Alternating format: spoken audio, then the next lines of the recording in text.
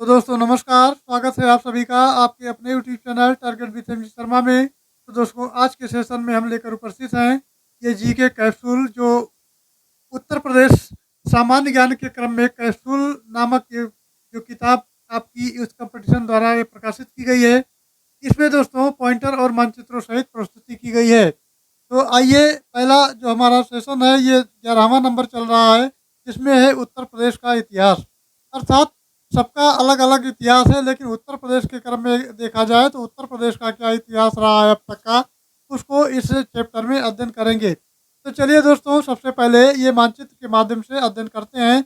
इसमें कुछ ऐतिहासिक स्थल दिए गए हैं, उनको देख लेते हैं। इसमें आपका ये पहला में जो जिला आता है, क्योंकि उत्तर प्रदेश का ये आपका उत्तरी जिला है, ये सहारनपुर है। दोस्तों एक जिला जो आपका ये मेरठ पड़ता है, और मेरठ के क्रम में अगर बात की जाए तो ये आलमगीरपुर में पड़ता है, और यहाँ पर कपास उगाने के साक्ष्य मिले हैं। चलिए फिर आगे बढ़ते हैं। तो आ जाते हैं फिर दोस्तों आपके पूर्वी क्षेत्रों में, जिसमें ये संत कबीर नगर पड़ता है। यहाँ पर आपके लहुरा देव स्थान है, जिसमें प्राचीनतम कृषि के साक्ष्य मिले हैं। अब दोस्तों आगे बढ़ते हैं तो हमारा जो जिला है ये आपका गोरखपुर से, और ये बिहार के जस्ट सटे हुए क्षेत्र में आपका जिला आता है। महात्मा बुद्ध ने यहाँ पर महापरिनिर्वाण प्राप्त किया था। अब फिर आगे बढ़ते हैं तो हमारा ये वाराणसी का एरिया आता है। यहाँ पर दोस्तों सारनाथ है, और सारनाथ में महात्मा बुद्ध का प्रथम उपदेश, अर्थात अगर कहा जाए तो धर्म चक्र प्रवर्तन के नाम से जाना जाता है। अब दोस्तों आगे बढ़ते हैं तो अगला हमारा आता है जो कि उत्तर प्रदेश में है, प्रयागराज का जिला, जो कि मध्य प्रदेश से आपका लगा हुआ है। यहाँ पर दोस्तों अगर बात करें तो ये चौपानी, मांडो और झोपड़ियाँ और मिट्टी के बर्तनों के अवशेष यहाँ पर मिले हैं। दोस्तों कोल्डीवा चावल के लिए भी प्राचीनतम साक्ष्य यहाँ पर मिले हैं। अब आगे बढ़ते हैं तो अगला हमारा जो जिला है वो है प्रतापगढ़। प्रतापगढ़ के बारे में अगर बात करें तो यहाँ जो ऐतिहासिक साक्ष्य हमको मिले हैं वो दोस्तों हैं सराय नाहरराय, जो कि 14 समाधान के साक्ष्य मिले हैं। और ये महदहा जो गर्तावास के साक्ष्य भी मिले हैं, और हड्डियों की आभूषण और एक जो श्रृंग के छल्लों की माला भी यहाँ पर मिली हुई है, अर्थात प्राप्त हुई है। तो ये दोस्तों मैप के माध्यम से दिखाए गए ये हमारे जो कुछ प्रमुख ऐतिहासिक स्थल हैं। इसके क्रम में फिर आगे बढ़ते हैं तो इनका फिर डिटेल से अध्ययन करते हैं। अगर उत्तर प्रदेश के क्रम में बात करें तो उत्तर प्रदेश का इतिहास हजारों साल पुराना है। मित्रों कितना पुराना है? हजारों साल पुराना है। और उत्तर प्रदेश जो आर्य संस्कृति का वाहक रहा है, यहाँ का इतिहास आर्यों से लेकर के और स्वतंत्रता आंदोलन तक निरंतर प्राप्त होता है। प्रदेश की धरती पर महाभारत, रामायण, पुराण ये सरीखे महाकाव्य लिखे गए हैं, तथा महाभारत जैसे युद्ध की केंद्र स्थली भी यहाँ ये रहा है आपका उत्तर प्रदेश। अब आगे बढ़ें तो प्रयाग में विश्व प्रसिद्ध कुंभ मेला भी लगता है, और यहाँ वैभव और सांस्कृतिक उच्चता का ये परिचायक है। अब दोस्तों आगे बढ़ते हैं तो आगे हमारा ये दिया गया है, उत्तर प्रदेश में बौद्ध और जैन धर्म का प्रचार प्रसार हुआ, और भगवान बुद्ध ने सारनाथ में अपना पहला उपदेश यानी प्रथम उपदेश दिया। पूर्व पांचाल वंश, काशी जैसे राज्यों का उदय, और सम्राट अशोक के कई जनहितकारी कार्यों का भी ये उत्तर प्रदेश आपका साक्षी रहा है, और प्रशासनिक और आर्थिक उन्नति के लिए भी माना जाता रहा है। सम्राट हर्षवर्धन के शासनकाल में उत्तर प्रदेश के प्रसिद्ध चरमोत्कर्ष पर यह पहुंचा, और मध्यकालीन शासन व्यवस्था में अकबर का शासनकाल विशेष उल्लेखनीय रहा है। ब्रिटिश शासनकाल के विरुद्ध जो विद्रोह की बात करें तो उत्तर प्रदेश ने महत्वपूर्ण भूमिका निभाई है। अब चलिए आगे बढ़ते हैं तो अगला पॉइंट हमारा आता है मित्रों, ये है उत्तर प्रदेश। उत्तर प्रदेश के मेरठ और सहारनपुर जिले से ताम्र पाषाणिक संस्कृति के साक्ष्य भी प्राप्त हुए हैं। उत्तर प्रदेश में पुरा पाषाणकालीन सभ्यता के साक्ष्य सोनभद्र के जिले में, और सिंगरौली घाटी, प्रयागराज की बेलन घाटी और चकिया चंदौली नामक पुरा स्थानों पर ये प्राप्त हुए हैं। अब दोस्तों अगर आगे बढ़ें तो हमारा ये बेलन घाटी में लोहंदा नाला क्षेत्र से पाषाण उपकरणों के साथ साथ एक अस्थि निर्मित मातृ देवी की प्रतिमा भी प्राप्त हुई है। पुरा पाषाणकालीन सभ्यता के लगभग सभी उपकरण जो क्वार्टाइज पत्थरों से निर्मित किए गए हैं। उत्तर प्रदेश में मध्य पाषाणकालीन संस्कृति के साक्ष्य प्रमुख रूप से प्रतापगढ़ जिले में और उसे सराय नाहर राय और महदहा नामक स्थान से प्राप्त हुए हैं। मित्रों आगे बढ़े तो अगला पॉइंट हमारा आता है सराय नाहर राय में उत्खनन कार्य जो कार्य हुआ वो किसके नेतृत्व में हुआ तो दोस्तों वो प्रोफेसर जी.आर. शर्मा द्वारा किया गया और ये सराय नाहर से 14 समाधान भी मिले हैं जिनमें मृतक का सिर है पश्चिम दिशा की तरफ है और यहाँ से 8 गर्त चूल्हे भी प्राप्त हुए हैं। प्रतापगढ़ के एक अन्य स्थल जो महदहा से कर्तावास के साक्ष्य के साथ साथ हड्डियों की अनेक कलात्मक वस्तुएं जिसमें मृग श्रृंग के छल्लों की माला और हड्डियों के आभूषण भी मिले हैं। महदहा से बारहसिंगा भैंस हाथी गैड़ा सुअर कछुए और पत्तियों के भी अवशेष प्राप्त हुए हैं। चलिए आगे बढ़ते हैं तो अगला पॉइंट हमारा आता है दोस्तों प्रतापगढ़ के ये दमदमापुरा स्थल से हड्डी और सींग के उपकरण व आभूषण और गर्त चूल्हे और 41 समाधान मिले हैं। मध्यपाषाण कालीन शासन जो पाषाण संस्कृति के साक्ष्य की बात करें तो ये प्रयागराज के जनपद के मेजा तहसील में चौपानी मांडोपुरा स्थल से झोपड़ियों और मिट्टी के बर्तनों के भी अवशेष प्राप्त हुए हैं। अगला पॉइंट मित्रों हमारा है ये कहता है कि उत्तर प्रदेश में नवपाषाण कालीन सभ्यता के साक्ष्य मिर्जापुर में और सोनभद्र में बुंदेलखंड सराय नाहर राय जहाँ प्रतापगढ़ ये मिले हैं।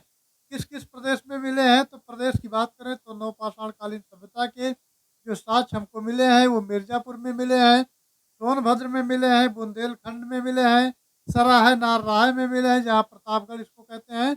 और नवीनतम खोजों के आधार पर अगर बात की जाए तो भारतीय उपमहाद्वीप में प्राचीनतम कृषि के साक्ष्य वाला स्थल उत्तर प्रदेश के संत कबीर नगर जिले में एक लहुरा देव नामक स्थान है यहाँ पर मिले हैं जहाँ से 9000 ईसा पूर्व से 8000 ईसा पूर्व के मध्य चावल के भी साक्ष्य प्राप्त हुए हैं। अब आगे बढ़ते हैं अगला पॉइंट हमारा है इस प्रकार दोस्तों नवीनतम खोज से पूर्व भारतीय उपमहाद्वीप का प्राचीनतम कृषि साक्ष्य वाला स्थल जो है वो मेहरगढ़ है जो कि पाकिस्तान को माना जाता है। इस स्थल से 7000 ईसा पूर्व के गेहूं के साक्ष्य भी मिले हैं।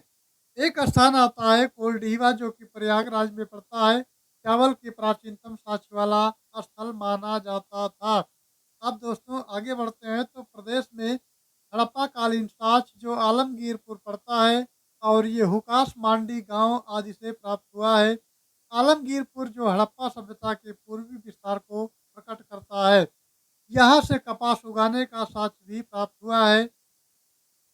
प्राचीन काल में गंगा के मैदान में स्थित उत्तर प्रदेश का क्षेत्र मध्य देश कहलाता था। क्या कहलाता था जो उत्तर प्रदेश का क्षेत्र था वो मध्य क्षेत्र कहलाता था। अब दोस्तों उत्तर वैदिक संस्कृति का मुख्य केंद्र मध्य देश था और आगे इसके देखें अगर तो अगला पॉइंट जो हमारा है वो कहता है बौद्ध ग्रंथ अंगुत्तर निकाय और जैन ग्रंथ भगवती सूत्र में 16 महाजनपदों का उल्लेख मिलता है। 16 महाजनपदों में से जो 8 महाजनपद हैं जिसमें कुरु है काशी है पांचाल है कौशल है मल्ल है वत्स है और सूरसेन है। ये आपके आधुनिक समय में उत्तर प्रदेश में स्थित हैं। अक्सर ये प्रश्न यहाँ से जरूर पूछा जाता है कि 16 महाजनपदों में से कितने महाजनपद उत्तर प्रदेश से जो है तो ये माना जाता है कुल 8 महाजनपद जो है उत्तर प्रदेश से है जो कि वर्तमान समय में ये जिले आते हैं जिसमें कुरु आता है काशी आता है पांचाल ये सब नाम से पहले थे और ये आधुनिक उत्तर प्रदेश में ही स्थित है तो 8 महाजनपद ये इसका उत्तर हो जाएगा। अब दोस्तों आते हैं और मैप के माध्यम से देखते हैं कि मैप के माध्यम से एक कॉन्सेप्ट क्लियर हो जाएगा कि कौन कौन से एरिया कहाँ पर ये हैं। तो दोस्तों ये तो आपका इसको ध्यान रखिए कि उत्तरी पोर्शन है आपका सहारनपुर पड़ता है। दक्षिणी पोर्शन जो आपका होता है ये आपका दोस्तों सोनभद्र है और फिर आपका जो पूर्वी जिला पड़ता है दोस्तों तो ये वाला बलिया है और जो पश्चिमी जिला है यहाँ पर आ जाते हैं शामली है यहाँ पर शामली पड़ता है ये ध्यान रखना है। आपका उत्तर दक्षिण पूर्व और पश्चिम के जिले कॉन्सेप्ट में क्लियर हैं। फिर आगे बढ़ते हैं तो ये जो एरिया वर्तमान में है और पहले किस नाम से जाना जाता था इसके बारे में जानकारी प्राप्त करते हैं। तो पांचाल महाजनपद के नाम से ये जाना जाता था जो एरिया ये राजधानी इसकी जो क्षेत्र थी और कौन-कौन से ज़िले थे तो बरेली वाला ज़िला, बरेली था, बदायूँ था और फर्रुखाबाद था। अर्थात ये इतने ज़िले 3 ज़िले जो आपके थे, ये पांचाल महाजनपद के अंतर्गत आते थे और इनकी राजधानी उस समय क्या थी? अहिच्छत्र थी। अब थोड़ा दोस्तों आगे बढ़ते हैं तो हमारा जो महाजनपद था, वो था कोसल महाजनपद। और मित्रों कोसल महाजनपद की जो राजधानी थी वो श्रावस्ती थी। अब इस कोसल महाजनपद के अंतर्गत कौन-कौन से ज़िले जो वर्तमान समय में हैं, वो आते हैं तो श्रावस्ती आता है, बलरामपुर आता है, बहराइच आता है, गोंडा आता है, अयोध्या आता है और अकबरपुर का एरिया आता है। अर्थात ज़िलों की संख्या की अगर बात करें तो आपका 1, 2, 3, 4, 5 और 6 ये कुल 6 ज़िले वर्तमान समय में हैं। ये पहले कोसल महाजनपद के अंतर्गत आते थे और इनकी राजधानी मित्रों क्या थी? वो थी श्रावस्ती। और श्रावस्ती जो आपका है, ये आपका नेपाल से घिरा नेपाल से जो है नेपाल के जस्ट बॉर्डर से लगा हुआ है।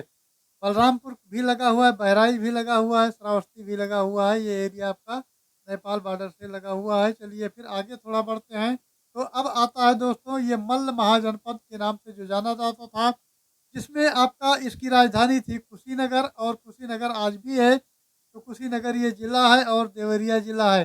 अर्थात ये 2 ज़िले ऐसे थे जो मल्ल महाजनपद के अंतर्गत आते थे और इसकी राजधानी कुशीनगर हुआ करती थी। अब दोस्तों आते हैं तो यहाँ देखते हैं तो ये बलिया वाला पोर्शन इसको ज़रूर ध्यान रखना क्योंकि ये पूर्वी ज़िला है। अब आते हैं काशी महाजनपद के अंतर्गत कौन-कौन से ज़िले आते हैं जो वर्तमान समय में हैं।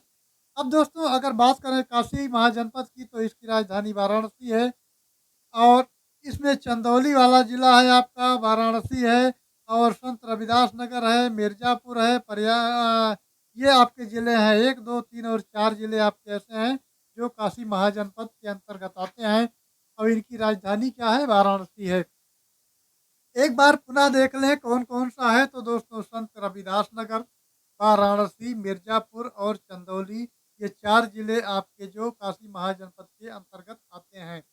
अब थोड़ा इधर देखते हैं अगर मित्रों तो ये आपका ये वाला एरिया इस तरह का जो दिया गया है, ये वाला। तो ये मित्रों आपका आता है जिसमें प्रयागराज है और ये प्रयागराज जो आपका और कौशाम्बी 2 ज़िले, ये कौशाम्बी भी इसी में आता है। तो प्रयागराज और कौशाम्बी 2 ज़िले आपके जो हैं, ये आपके वत्स महाजनपद के अंतर्गत आते थे, जिसकी राजधानी कौशाम्बी हुआ करती थी। चलिए मित्रों अब थोड़ा और आगे इधर चलते हैं, तो आपका जो और ज़िला आता है, पहले इसको थोड़ा छोटा कर लें, तो इसके ज़िले बड़े हैं यानी जो अधिक ज़िले हैं, तो कौशाम्बी को छोड़ देते हैं।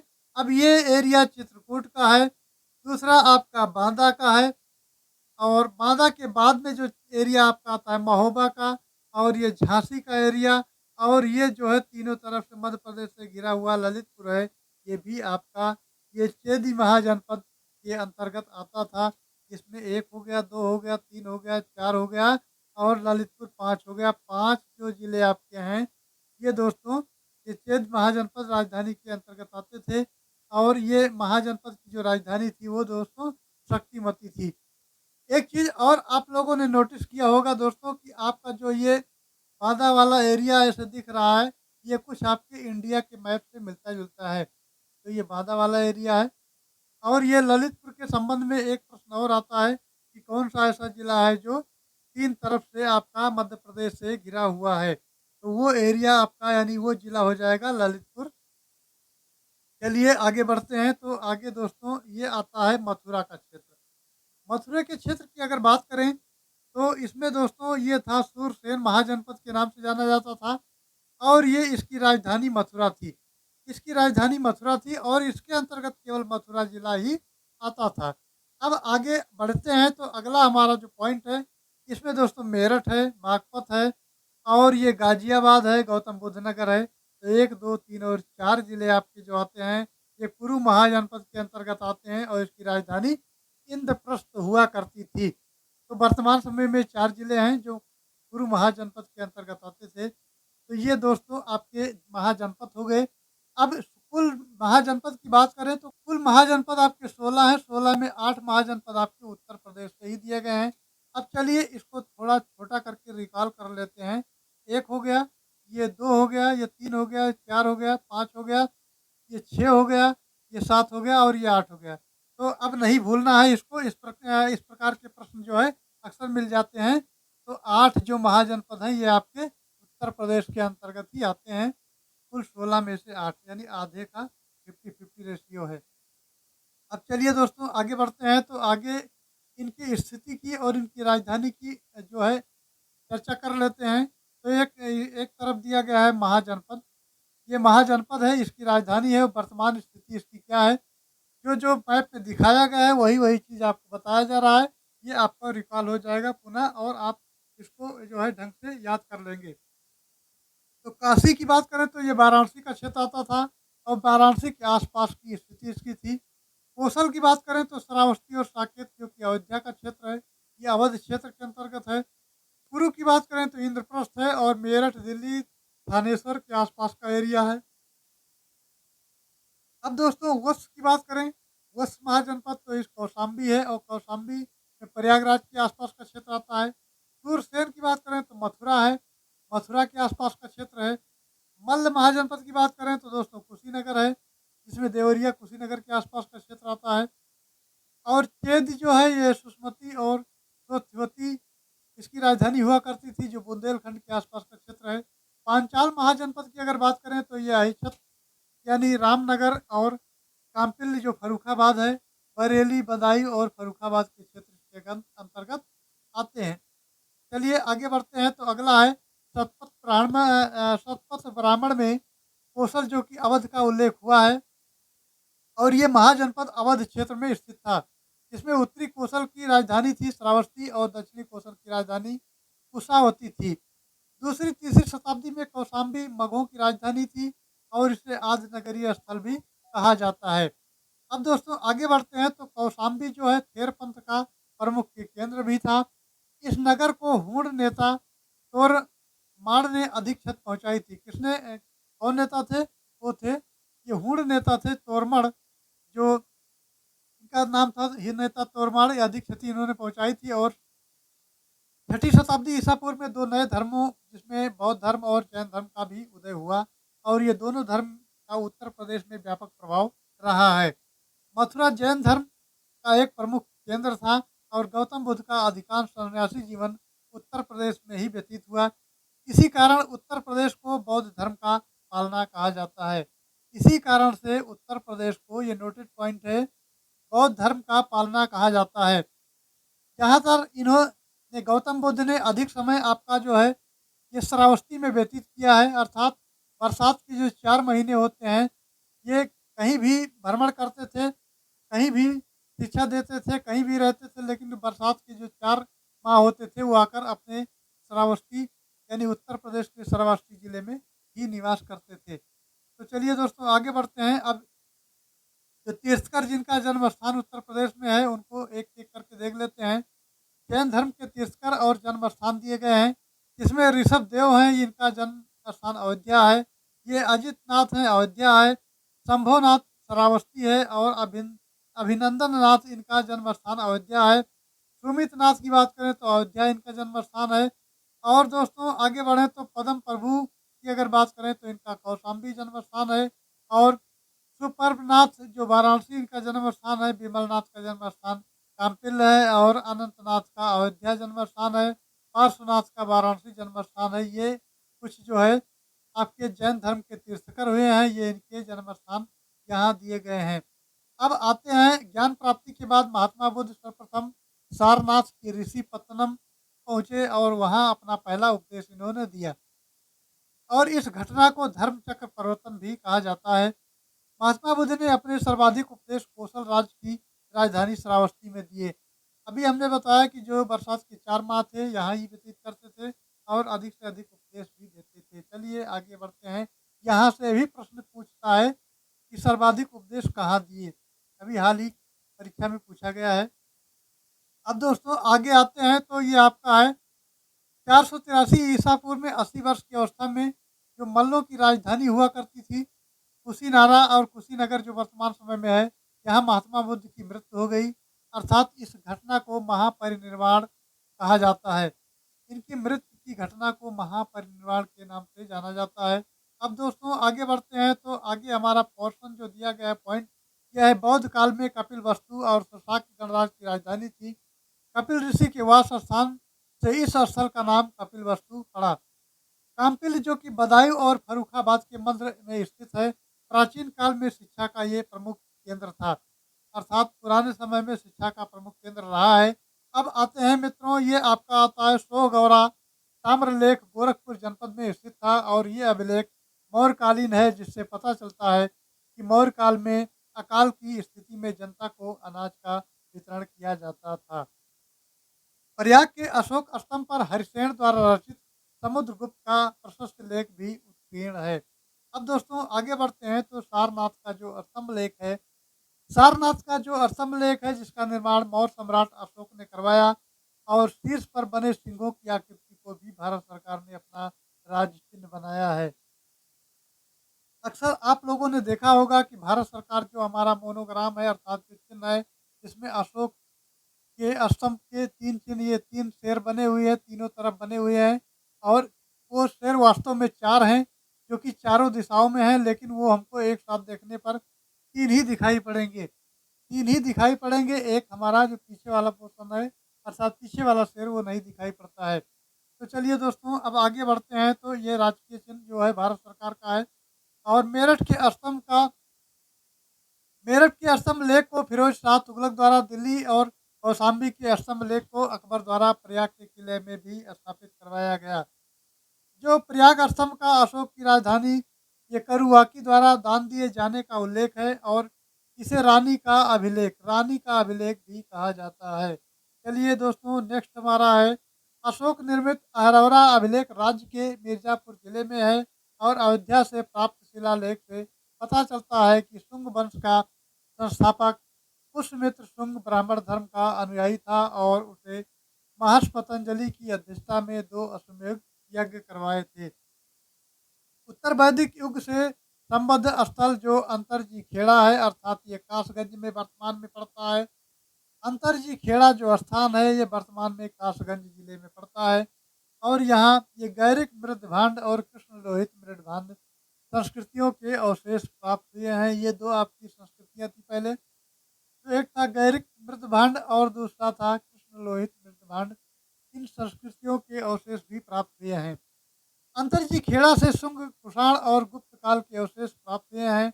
अब दोस्तों अंतरजी खेड़ा के बारे में और जानकारी लेते हैं, तो ये आपका है अंतरजी खेड़ा से 1000 ईसा पूर्व के लौह प्रयोग, धान की खेती, वृत्ताकार अग्निकुंड, गैरिक और कृष्ण लोहित मृदभांडों के भी साक्ष्य प्राप्त हुए हैं। अक्षत्र से मित्र उपाधि वाले राजाओं के सिक्के जो 200 से 300 ईसा पूर्व प्राप्त हुए हैं, और अक्षत जो गुप्तकालीन यमुना की एक मूर्ति प्राप्त हुई है। कुषाण शासक कनिष्क की दूसरी राजधानी मथुरा हुआ करती थी। मथुरा कला शैली का जन्म कनिष्क के काल में हुआ, और मथुरा में हुआ। इस शैली में लाल बलुआ पत्थर का प्रयोग हुआ था, और पहली शताब्दी में महात्मा बुद्ध की प्रथम मूर्ति के निर्माण का श्रेय मथुरा कला शैली को दिया जाता है। अब दोस्तों आगे बढ़ते हैं, तो प्रयागराज के गढ़वा से कुमारगुप्त प्रथम ने 2 शिलालेख और स्कंदगुप्त के 1 शिलालेख प्राप्त हुए हैं। गाजीपुर से प्राप्त हुए भीतरी स्तंभ लेख में पुष्यमित्रों और हूणों के साथ स्कंदगुप्त के युद्ध का वर्णन मिल रहा है, अर्थात है।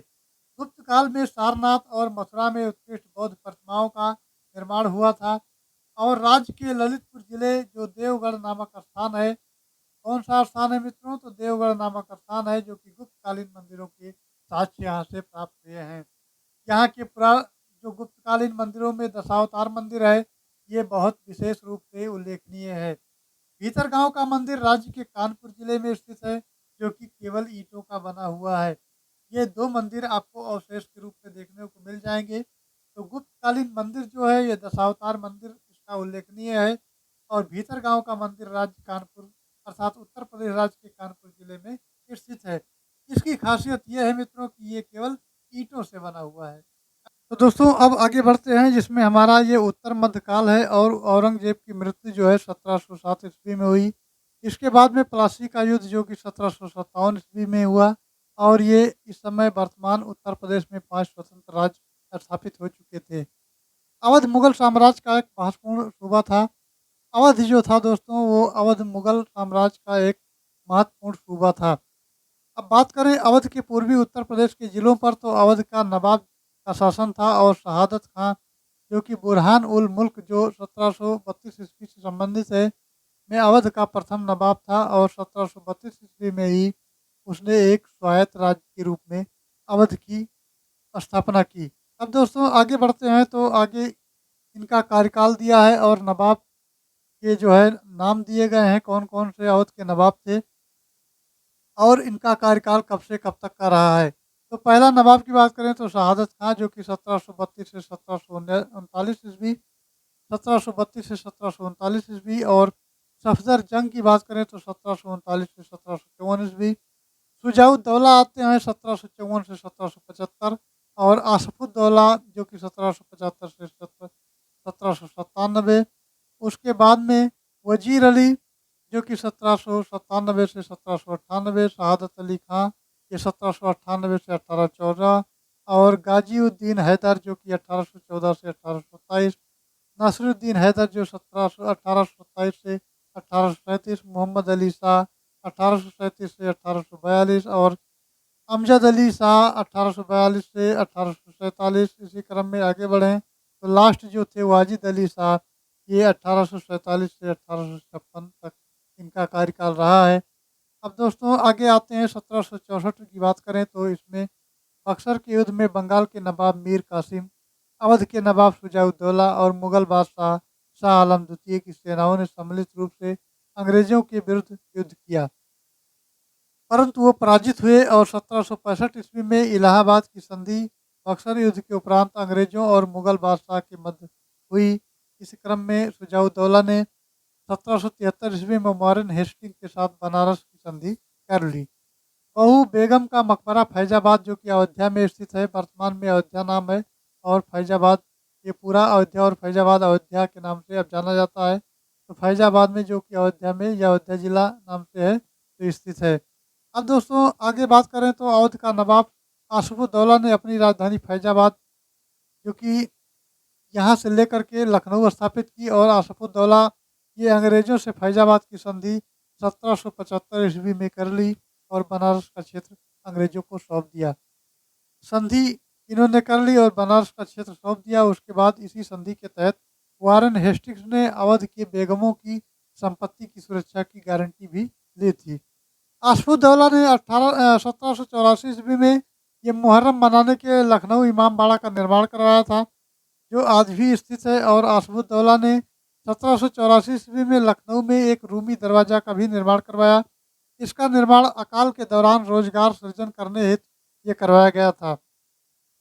उस समय यहाँ अकाल था जिसके दौरान रोजगार का जो है रोजगार मिल सके लोगों को, इसके सृजन के लिए यहाँ इसका निर्माण करवाया गया और तुर्की गेट के नाम से भी इसको जाना जाता है। अब दोस्तों आगे बढ़ते हैं तो अगला पॉइंट हमारा आता है, ये है मित्रों जिसमें 1797 में शहादत अली खां ने इलाहाबाद का किला अंग्रेजों को सौंप दिया और 1801 ईस्वी में शहादत अली खां ने ये बेलजिली से सहायक संधि कर ली और आगे चलकर शहादत अली खां को राजा की उपाधि भी दी गई।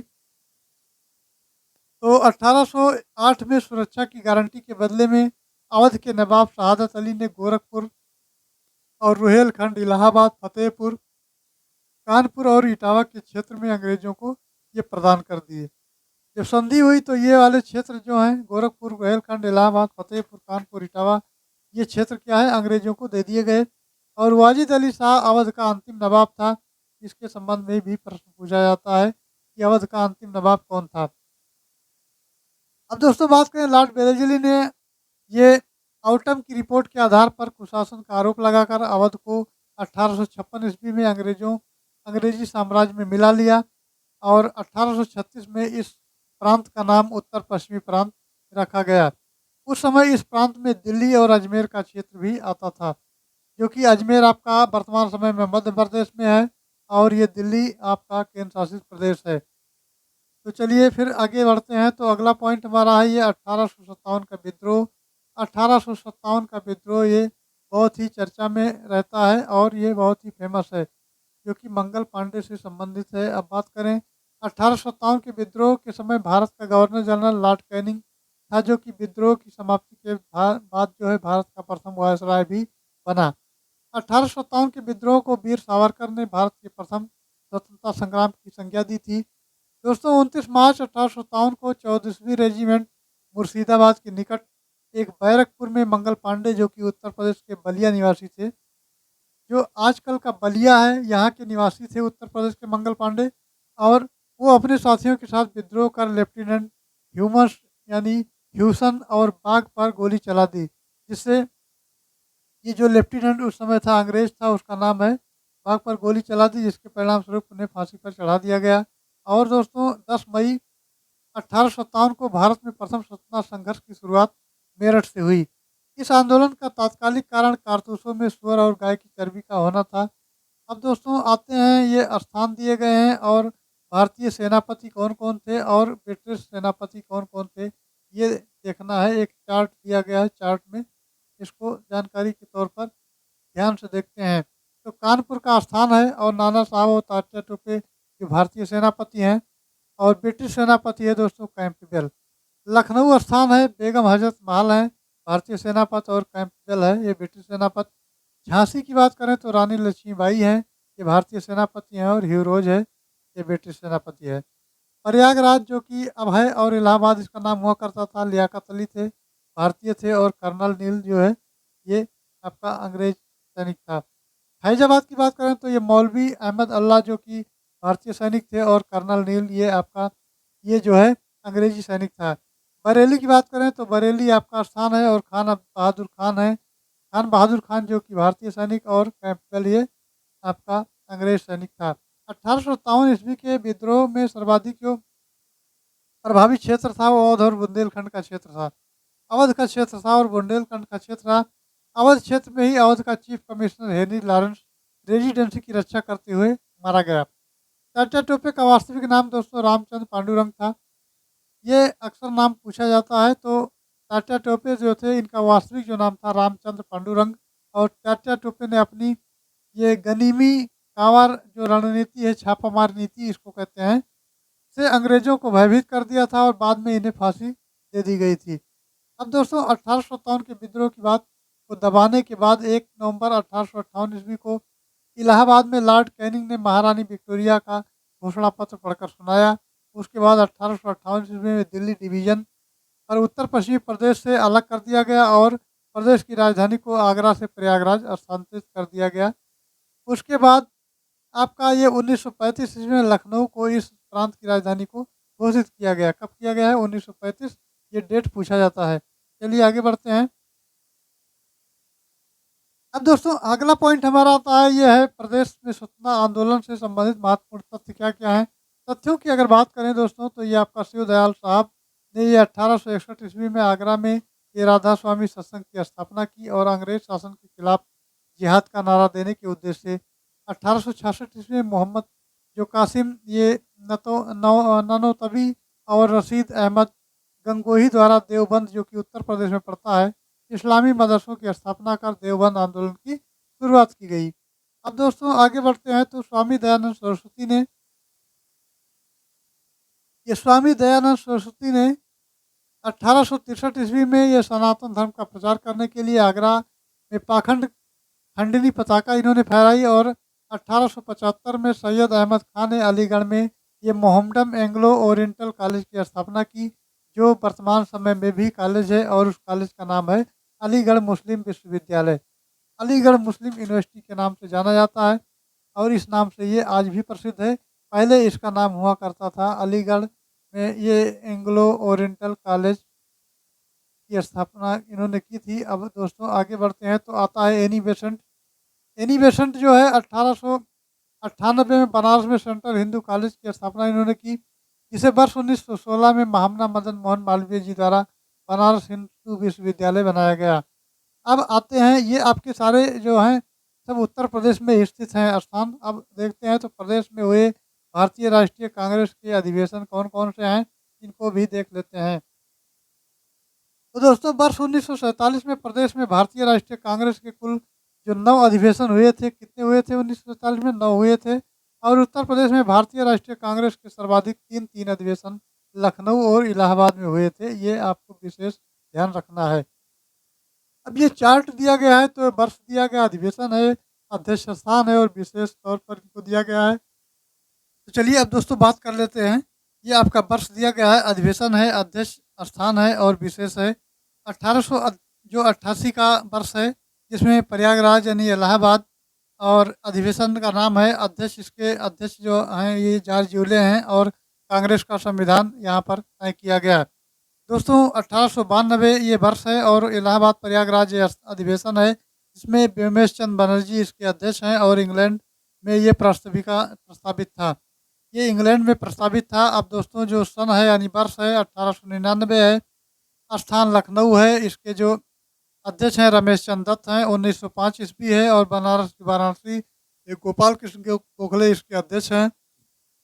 और गोखले को विपक्ष के नेता की उपाधि दी गई। 1910 में इलाहाबाद जो कि प्रयागराज है, इसमें सर विलियम बेडर बेडरबर्न जो है इसके अध्यक्ष हैं। अब दोस्तों आगे बढ़ते हैं तो 1916 ये है। सन 1916 में लखनऊ स्थान है, अंबिका चरण मजूमदार इसके अध्यक्ष हैं और कांग्रेस लीग समझौता हुआ है विशेष तौर पर। 1925 ईस्वी में कानपुर स्थान है और सरोजिनी नायडू इसके अध्यक्ष हैं। 1936 में लखनऊ स्थान है, जवाहरलाल नेहरू इसके अध्यक्ष हैं। 1946 में मेरठ स्थान है और आचार्य जे बी कृपलानी इसके अध्यक्ष हैं। अब चलिए इसको थोड़ा डिटेल से चर्चा करते हैं। तो अक्टूबर 1920 में उत्तर प्रदेश जो कांग्रेस का प्रांतीय सम्मेलन डॉक्टर भगवान दास की अध्यक्षता में ये मुरादाबाद में आयोजित किया गया था और जून 1920 में इलाहाबाद में गांधी जी की अध्यक्षता में खिलाफत कमेटी की बैठक हुई थी। चलिए आगे बढ़ते हैं। 1 अगस्त 1920 में प्रारंभ हुआ और जो असहयोग आंदोलन था ये 5 फरवरी 1922 को गोरखपुर जिले के चौरी चौरा स्थान पर हुआ और इस घटना के कारण जो इसको स्थगित कर दिया गया। अर्थात दोस्तों अगर बात करें तो 1 अगस्त 1920 से प्रारंभ हुआ जो असहयोग आंदोलन था, ये 5 फरवरी 1922 को गोरखपुर जिले में एक चौरी चौरा नामक स्थान है, यहाँ पर ये घटना हुई और इस घटना के कारण जो है यहाँ पर इस घटना के कारण एक थानेदार सहित 23 सिपाहियों की वहाँ मृत्यु हो गई। तो चलिए दोस्तों फिर आगे देखते हैं। तो जनवरी 1923 में दोस्तों चित्तरंजन दास और मोतीलाल नेहरू ने इलाहाबाद में स्वराज पार्टी की स्थापना की।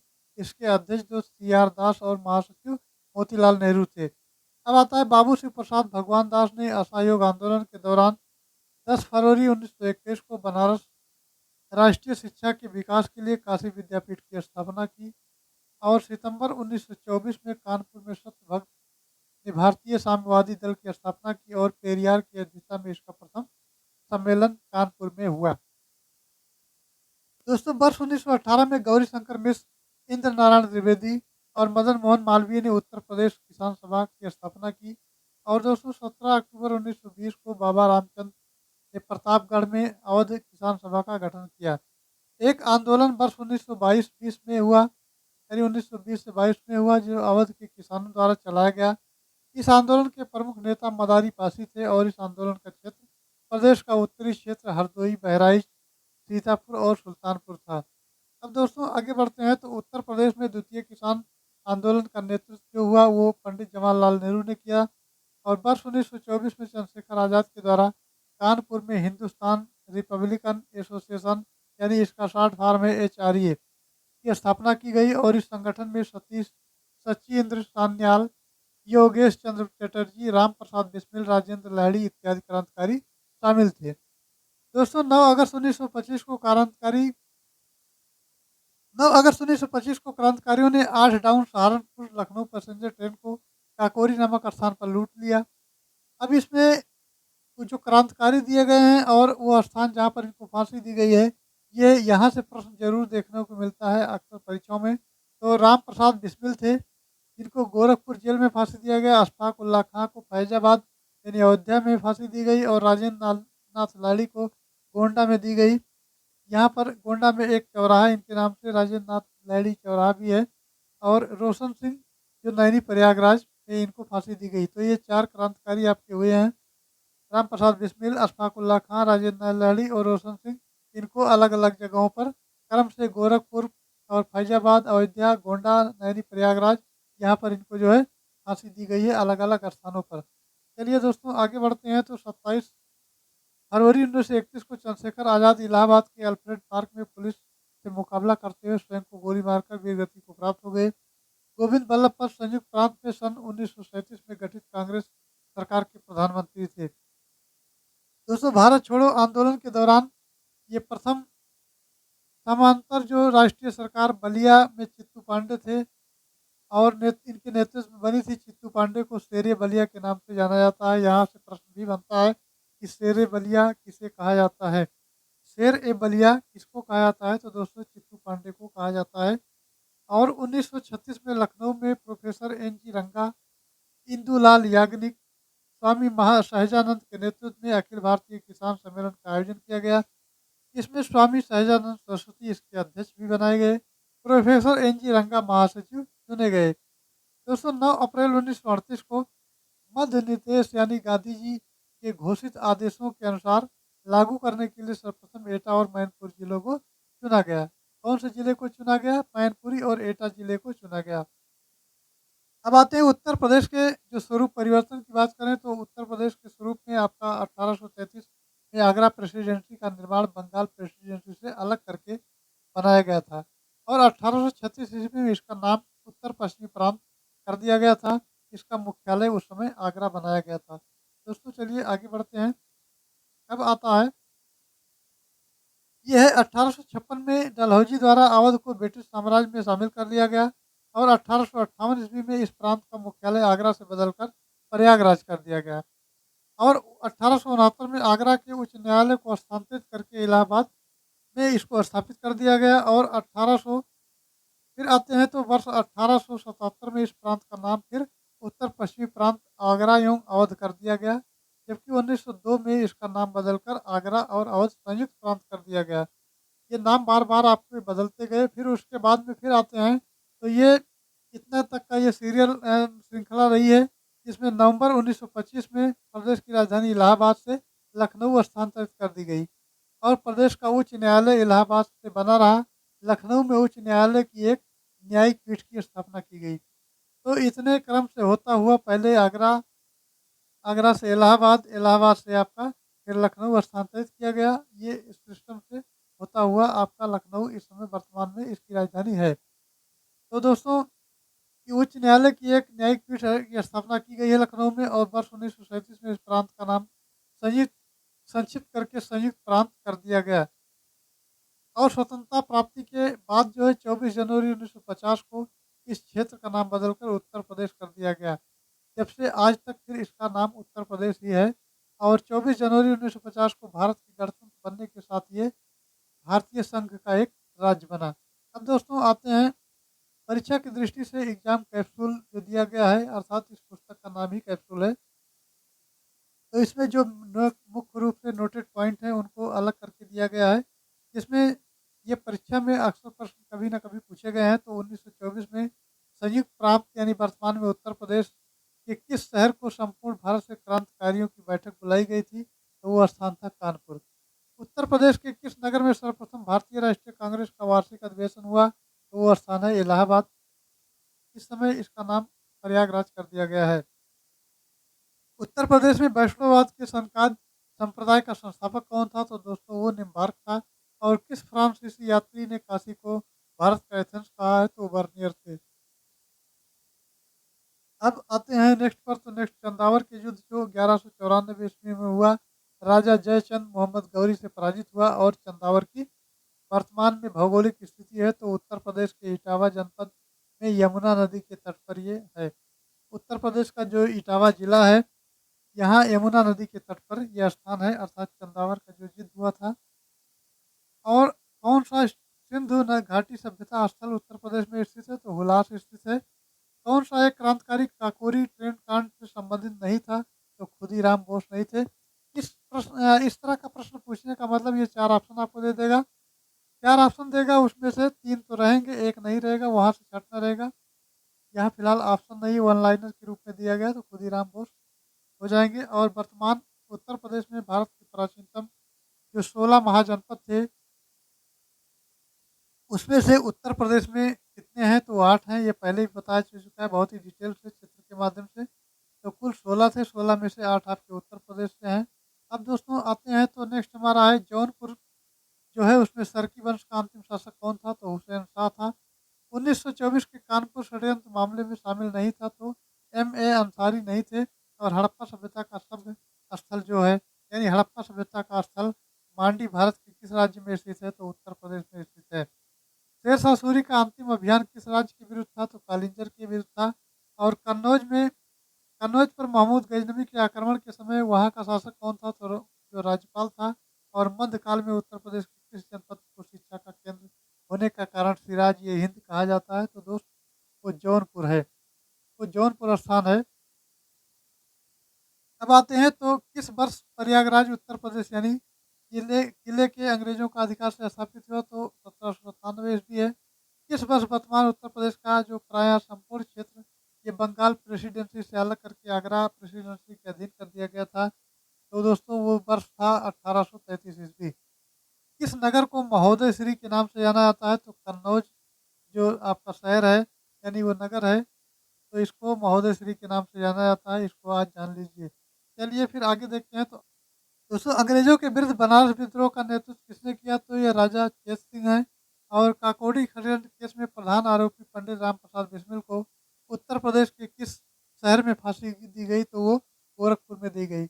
इसमें 4 क्रांतिकारी हुए हैं जिसमें चारों को अलग अलग फांसी दी गई है। फिर आता है उत्तर प्रदेश में स्वाधीनता आंदोलन के समय ही एक अन्य एका बृहद जन आंदोलन प्रारंभ हुआ जिसका नेतृत्व किया था। तो ये मदारी पासी ने किया था। अब दोस्तों आगे बढ़ते हैं। तो दोस्तों आगे हमारा क्वेश्चन दिया गया अखिल भारतीय किसान सभा की स्थापना हुई थी वो लखनऊ में हुई थी और 1936 में हुई थी।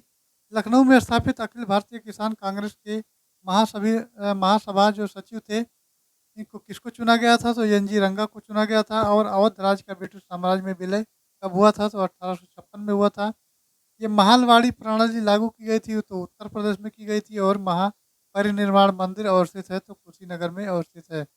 अब दोस्तों आगे बढ़ते हैं। तो आपका आता है ये है वो प्राचीन स्थल जहाँ 60,000 मुनियों की सभा में संपूर्ण महाभारत कथा का वाचन किया गया था। तो वो आपका पड़ जाता है नैमिषारण। और अमीर खुसरो किस स्थान से संबंधित है? तो पटियाली से है। और जिला मुख्यालय बलिया शहर महर्षि ये भरा जाएगा। यहाँ का जन्म स्थान कर्म स्थान माना जाता है तो भृगु को माना जाता है। रूबी दरवाजा उत्तर प्रदेश के किस शहर में स्थित है? तो लखनऊ में स्थित है। और उत्तर प्रदेश के किस जिले में किछोछा दरगाह शरीफ स्थित है? तो अम्बेडकर नगर में स्थित है। अब दोस्तों आगे बढ़ते हैं। अगला पॉइंट हमारा है भव्य जैन स्तूप। भव्य जैन स्तूप जो अवशेष है ये कंकाली का टीला के पास खोद कर निकाला गया है जो कि आपका स्थित है कहाँ पर? मथुरा में। और जौनपुर में ये भरनाया के नाम से निर्मित अटाला मस्जिद अन्य मस्जिदों के निर्माण के लिए एक मिसाल यानी मॉडल बन गया है। मिसाल मतलब मॉडल बन गया है, तो इब्राहिम सर्की है। और उत्तर प्रदेश के यहाँ भरनाया में बुद्ध ने अपना पहला उपदेश दिया अपने कार्य विधि की नींव रखी तो वो सारनाथ में रखी। और परमहंस योगानंद गिरी जिन्होंने पश्चिम में योग को ज्ञान से परिचित कराया और जन्म इनका हुआ था गोरखपुर में। दोस्तों आगे बढ़ते हैं। नेक्स्ट हमारा है ये वर्ष 1857 के विद्रोह में कानपुर के नेता कौन थे? तो नाना साहब थे। अवध की रियासत में उस प्रसिद्ध योद्धा बेगम का नाम क्या है जिन्होंने 1857 के विद्रोह में अंग्रेजों के साथ होने वाली लड़ाई में भाग लिया था? तो वो बेगम थी दोस्तों बेगम हजरत महल। और शेर ये बलिया के नाम से किसे जाना जाता है? तो चित्तू पांडे को जाना जाता है। और 14वीं शताब्दी की प्रसिद्ध मस्जिद जिसे अटाला मस्जिद या अटाला मस्क्यू के नाम से जाना जाता है तो वो जौनपुर में स्थित है। और ये उत्तर प्रदेश के किस शहर में है? तो जौनपुर में है। अब दोस्तों आगे चलते हैं। तो अवध राज्य जो है जिसे अवध भी कहा जाता है ये 1722 से 1856 तक मुस्लिम शासकों का शासन था। अवध पर शासन करते समय शासकों ने कौन सी उपाधि अपनाई थी? नवाब की उपाधि अपनाई थी। और गौतम बुद्ध की माँ जो देवदाह राज के शासक परिवार की थी जो अब उत्तर प्रदेश के जिले में है तो बस्ती जिले में है। और वाल्मीकि का आश्रम में ब्रह्मवर्त में था तो कहाँ? बिठूर था।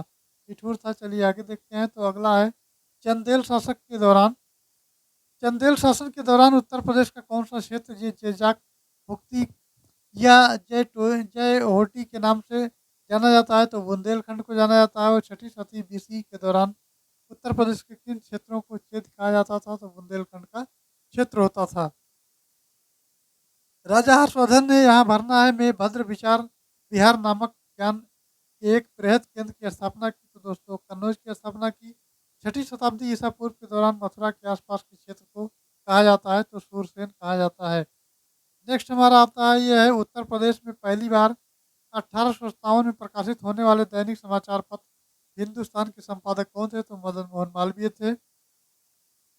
और गुप्त काल में ये टेराकोटा जो पक्की मिट्टी होती है, ईंटों से बना ये भीतर गांव मंदिर उत्तर प्रदेश के किस स्थान पर स्थित है? तो वो कानपुर में स्थित है।